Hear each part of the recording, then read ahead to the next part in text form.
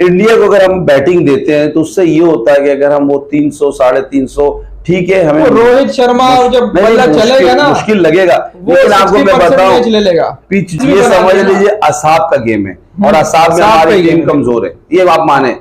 या तो अगर बैटिंग करता है तो कम से कम भी 330 का आपको टारगेट देना है, कम से कम, क्योंकि 300 310 वो आराम से कर लेंगे, ये बता दे रहा हूं। पाकिस्तान वर्सेस इंडिया बिग टाकरा कुछ ही देर बाद शुरू होने को है। हकीम साहब, टॉस कितना इंपॉर्टेंट है, क्या लगता है आपको, पहले बैटिंग करनी चाहिए या पहले बॉलिंग, और प्रेशर किस टीम पर होगा? कुछ लोग कह रहे हैं पाकिस्तान पर ज्यादा प्रेशर है, बाबर आजम रन नहीं कर रहे, बाबर आजम पर ज्यादा प्रेशर है। कुछ लोग कह रहे हैं इंडिया की सरजमीन है, इंडिया पर ज्यादा प्रेशर है। अब पाकिस्तान वर्सेस इंडिया का मैच है, प्रेशर तो कहीं ना कहीं होगा, और कैप्टन पर यकीनन दोनों कैप्टन पर प्रेशर होगा। क्या कहेंगे हकीम साहब, अब जिस तरीके से इंडिया की सरजमीन है, अहमदाबाद का ग्राउंड है, टॉस कितना इंपॉर्टेंट है?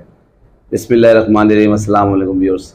सबसे पहले तो मैं कहता हूं कि जो टॉस है ना, यही अहम फैक्टर है।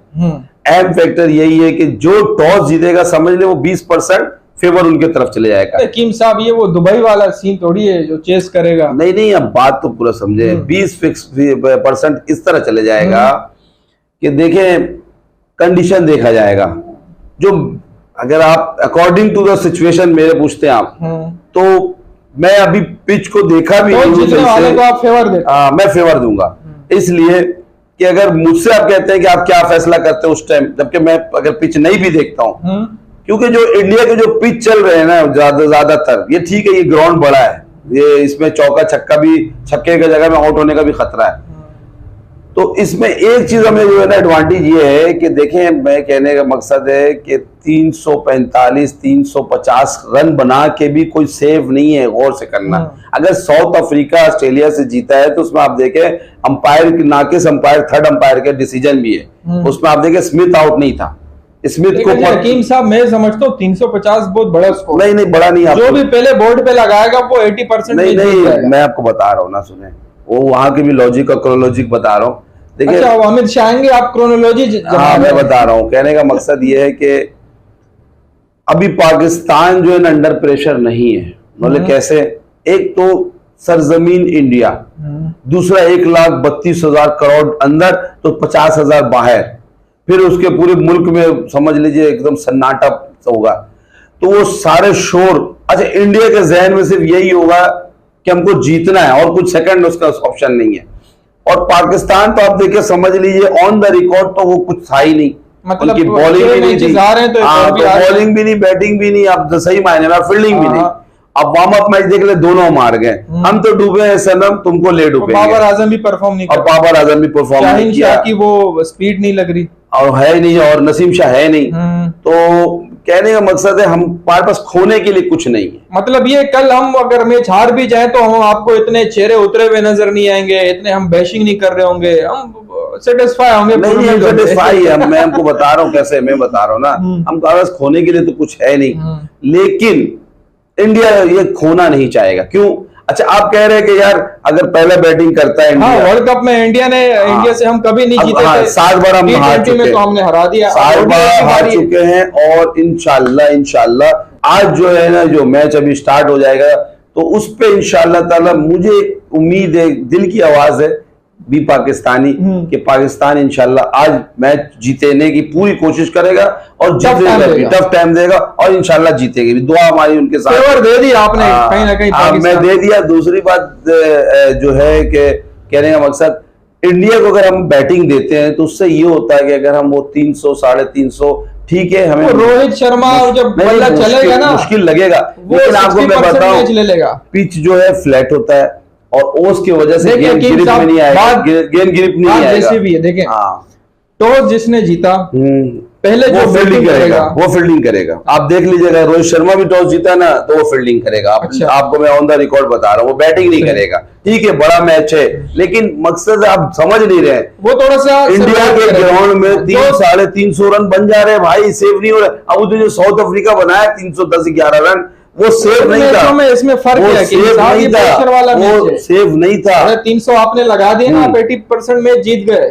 कुछ सेकंड टाइम जो बैटिंग करने आएगी, सेकंड बैटिंग करने, वो बड़े प्रेशर में होगी, उसके सामने 350 रन का वो स्कोर सही होगा कह रहे और हैं। इतना क्राउड होगा, वो जब चेस करेंगे तो डगमगा वो जाएंगे। बात आप बिल्कुल सही कह रहे हैं। उस टाइम तक का जब पिच बैटिंग बॉलिंग दोनों को मददगार कुछ भी साबित हो, हो रहा था। अगर मैं लेकिन समझता हूँ अभी- अगर पिच अगर 400 वाली भी हो ना, और अगर 300-350 तो बना फिर ये समझ 340 भी बना दिया ना, लीजिए असाब का गेम है और असाब में असाब का हमारी ही टीम गेम है। कमजोर है, ये आप माने। 50 ओवर में असाब में हमारी टीम कमजोर है। अगर इंडिया की बैटिंग टीम किसी न किसी तरीके से जो लास्ट मैच में, चलिए अगर आप बैटिंग श्रीलंका कर के लेते और अगर आप 250 बना के देते तो 250 आप उनको आराम से दे देंगे। 250 में तो फिर मैच 250 नहीं में तो बनेगा ना, तो मेरा 280 में भी मैच नहीं बनेगा। तो- लास्ट इनिंग में हमारा रिजवान चला, अब्दुल्ला शफीक चला, कोई भी दो प्लेयरों को टिकना चाहिए। रिजवान तो आजकल तो मैं उसने समझता ट्वीट हूँ कल करके इमाम मशहूर हो की गया जगह था। फखर को होना चाहिए। ट्वीट कल- करके मशहूर हो गया तो मैंने एक्टिंग किया है। हाँ, तो कल इमाम की जगह फखर जमान होना चाहिए। हाँ, इमामुल हक का जगह नहीं है, इमामुल हक का अब्दुल्ला जगह शफीक का अगर बल्ला चले, फखर जमान का बल्ला चले,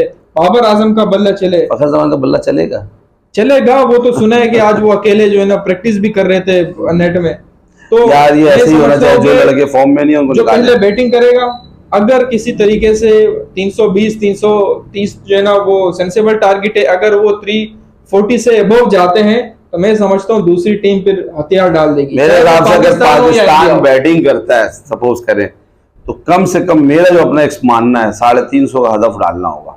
हाँ, क्योंकि पिच जो है बैटिंग पिच है, 350-340 के करीब आना तो है। पाकिस्तान के हक में पहले हाँ। बैटिंग करना है या पहले बॉलिंग करना है? देखिए मैं कहता हूँ कि अगर हमें टॉस जीत के जो मैं अगर होता तो मैं तो फील्डिंग करता। फील्डिंग वही इसलिए फील्डिंग करता, मेरी कोशिश होती 280 फील्डिंग करना पाकिस्तान के हक में अच्छा है। 280 क्योंकि 290 फ्रीडा में में out करता। श्रीलंका के खिलाफ हमने चेस किया हाँ, और अब ये हम अगर हम इंडिया चल को कम चुके हैं। स्कोर में बिल्कुल जो है ना रोक के और रखे। एक बात और बता रहा हूँ आपको, फील्डिंग के बारे में क्यों इसलिए कह रहा हूँ, मैं बता रहा हूँ।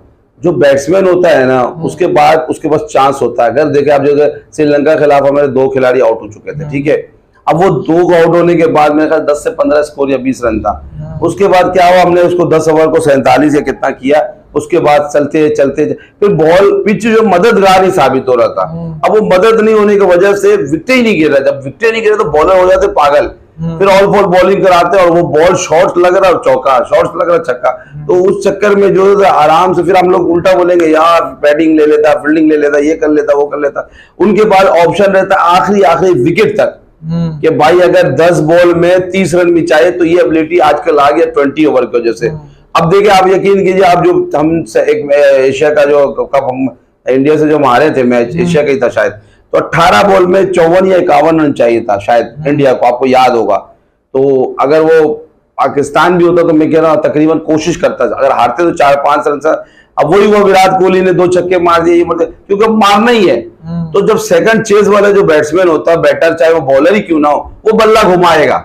जब बल्ला घूमेगा तो छक्का भी होगा, बल्ला घूमेगा तो और। जब आप अगर विकेट आपके हाथ में रहेगा तो फिर आप क्या करते हैं, बल्ला घुमाएंगे तो वो छक्का ही जाएगा। और आपने ये देख भी लिया कि एंड में फिर इफ्तिखार चाचा नहीं मारा, रिजवान नहीं मारा और सऊद शकीर। तो मेरे हिसाब से तो या तो अगर बैटिंग करता है तो कम से कम भी 330 का आपको टारगेट देना है, कम से कम, क्योंकि 300-310 वो आराम से कर लेंगे, ये बता दे रहा हूं। हाँ, अगर आप चाहते हैं कि यार हम प्रेशर कम लेंगे पहली बैटिंग करके तो फिर 330 बनाना ही होगा। और अगर आप उसको बैटिंग देते हैं तो कोशिश करना है कि आपको 280-290 के अंदर इंडिया को रोकना पड़ेगा। अच्छा उस दिन आपको एक एक्स्ट्रा ऑर्डिनरी मतलब एक्स्ट्रा वो आपको फील्डिंग दिखाना होगा जो न्यूजीलैंड दिखाता है, और वो अल्लाह करे हो जाए, बाकी इमामुल हक को तो टीम से ड्रॉप कर दे, इसके जगह फखर जमान। अब देखो एक मैच उसको बैठाया नहीं, तो फखर को मौका दे दे, फखर को मौका दे दे, इमाम को हटा दे। इमाम पर्ची और रिश्तेदारी, इंजमाम का भतीजा और पर्ची और दोस्ती बाबर आजम।